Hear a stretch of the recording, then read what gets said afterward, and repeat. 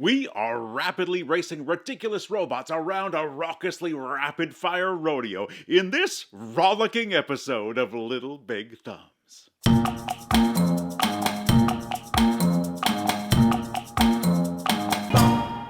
Welcome to Little Big Thumbs, a channel that's all about finding great games that are equally fun for little players and big players. My name is JP, and today we're looking at one of the all-time classic board games, Robo Rally. Now, Robo Rally was one of the first games I discovered when getting into this board gaming hobby nearly 20 years ago. It's a relatively straightforward programming game, but within that simplicity, there is the potential for absolute chaos to unfold, as robots navigate conveyor belts, lasers, other robots, and with expansions, a whole array of other obstacles. Renegade Game Studios recently released a new edition of this game with some revised mechanisms, and that release reignited my interest in sharing this game with my kids. This game that holds such immense nostalgic appeal for me. However, in order to keep my kids engaged and avoid them getting all frustrated by all of that chaos, we needed to cook up some slight modifications to the rules. With a few minor adjustments, my kids are now all in with Robo Rally, and I'm excited to share those rule tweaks with you today. So let's head on down to the table and learn the basics of playing Robo Rally, along with our recommended way of introducing this classic game to a younger generation of players.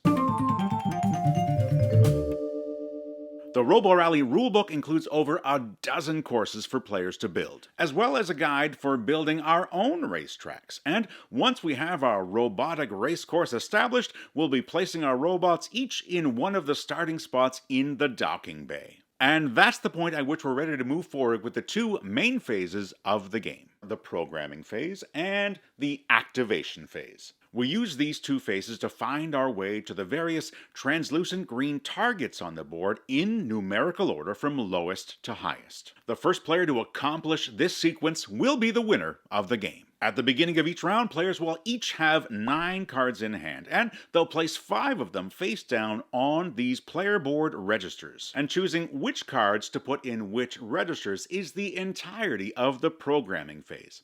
It does require a little bit of forethought and sometimes a little bit of luck to put together that perfect string of 5 registers. But as a mechanical exercise, it's really quite simple. Now, once those registers are programmed, it's time to move on to the activation phase. Starting with the player in possession of the priority player token, everyone will resolve their first register, moving their robot forwards, backwards, or rotating them in one direction or another. Once that first register is resolved for all players, the board is going to activate. First, the conveyor belts move, then any gears turn, any lasers on the board do their zapping, and finally we see each individual robot firing their lasers. Pew pew! If a player's robot has a clear lane and is facing towards another player, their built-in weapon triggers and damages the first robot in their line of fire. That damage is resolved through a deck of damage cards. And in that deck, we'll find either spam or haywire cards.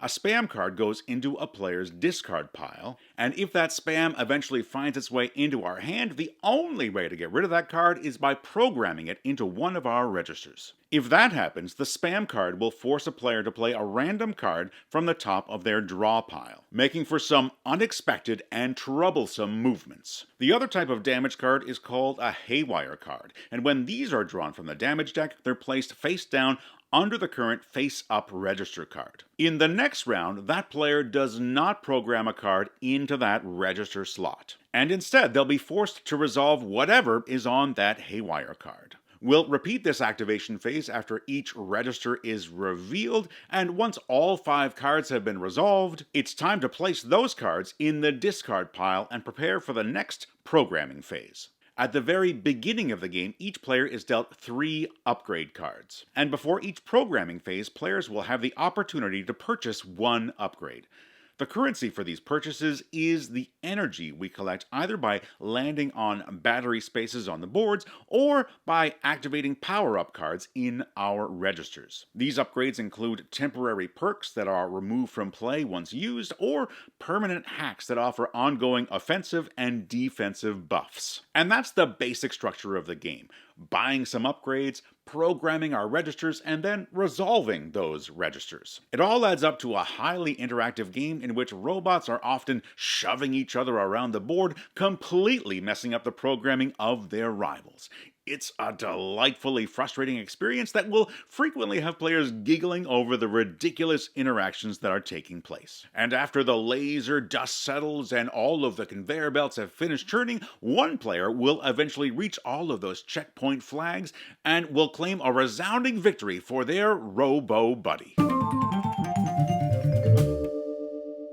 So now that you have an overview of the basic Robo Rally turn structure, it's time to show you the ways in which we make this game more accessible for younger players. To make sure each game has a shorter playtime, we only ever use a single board, with a maximum of 2 flagged checkpoints. We've gotten the most fun out of these games by keeping those checkpoint flags relatively close together so that my kids can see an immediate payoff to their robo planning. And speaking of that planning, instead of using all 5 registers, our games often involve playing with only 3 registers. Again, what we're trying to do here is to create a series of positive gameplay experiences so that when my girls are a little bit older, they will be excited to experience the full, chaotic, maddening journey of Robo Rally. And there is still plenty of opportunity to be clever with just 3 registers. To keep the focus on the programming and core board interactions, we are also removing all of the upgrade cards. This also reduces the hidden information with larger chunks of text, ensuring that my 6-year-old can independently plan out her turns and not have to ask for help understanding what certain cards mean. The battery spaces on each board are now treated as blank spaces, and I'm sure there are some creative house rules to be had to keep those relevant, but to start, we're going to keep those upgrade cards out of the way and inside the game box. Our final adjustment is going to be removing all of the haywire cards from the damage deck. Since those 2 types of damage cards behave in different ways, we're going to try to keep a level playing field by removing the ones that have the most reading involved. So that when a robot takes damage, players are just taking a spam card and putting it into their discard pile. By making these 4 relatively simple adjustments, our games of Robo Rally have become immensely kid-friendly, setting the stage for a game that is going to remain a staple of our gaming diet for years to come. Whether you're playing with younger players or older ones, Robo Rally is a first ballot Hall of Fame worthy piece of gaming history. It might not be for everyone, but for us, Robo Rally is an essential and permanent part of our game collection. In addition to all of the scaling complexities that the base game offers, Renegade Game Studios has done a marvelous job paying homage to the highly sought-after expansions of the past, while also growing the game system even further with new additions like the Master Builder expansion. One surprising announcement that I'm personally excited about came from the following news: that Renegade is planning to release a Transformers-themed version of Robo Rally. And while my kids might not be super thrilled with that news, I am bouncing off the freaking walls. Transformers was my definitive childhood fandom, and combined with this nostalgic and all-time favorite game, this is a recipe for one giddy guy. If you'd like to see more Robo Rally here at LittleBigThumbs, make sure to let us know in the comments or hop on over to the Family Tabletop Community Discord server, and together maybe we can brainstorm some ideas for future content. Thank you so much for watching, and thanks to Renegade Game Studios for providing us a review copy of this new version of the game. We'll be back again soon, and until then, whether you've got little players or big players, make sure that you keep playing games that make your thumbs go way up. Bye for now.